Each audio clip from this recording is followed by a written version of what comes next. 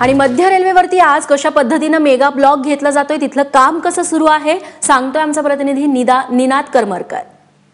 मध्य रेल्वेच्या ठाकुर्ली रेल्वे स्थानका शेजारी आपण सध्या आहोत। या ठिकाणी उड्डाण पुलाचं काम जे आहे ते सुरू करण्यात आलेलं आहे। यासाठी 6 तासांचा जम्बो मेगा ब्लॉक आज मध्य रेल्वेच्या सर्व मार्गांवरती घेण्यात आलेला आहे। ठाकुर्ली रेल्वे स्थानकाचं जे फाटक आहे त्या फाटकामुळे या ठिकाणी रेल्वेच्या वेळापत्रकाला मोठा फटका बसत होता। 10 ते 15 मिनिटं रेल्वे लोकल ज्या आहेत त्या उशिराने या ठिकाणी धावत होत्या। त्यामुळेच कुठेतरी हा पूल लवकरात लवकर उभारण्यात यावा अशी नागरिकांची मागणी होती आणि अखेर ही मागणी कुठेतरी आता पूर्णत्वाला जाताना आपल्याला पाहायला मिळते।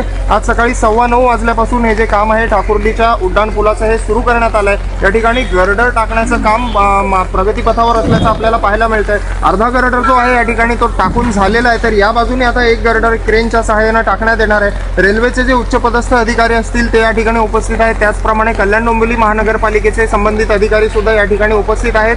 काही दुपारी 3:15 वाजेपर्यंत हे जे काम आहे हे पूर्ण होणार आहे आणि त्यानंतर रेल्वे सेवा सुरू होणार आहे। निनाद करमरकर, ABP माझा, ठाकुर्ली।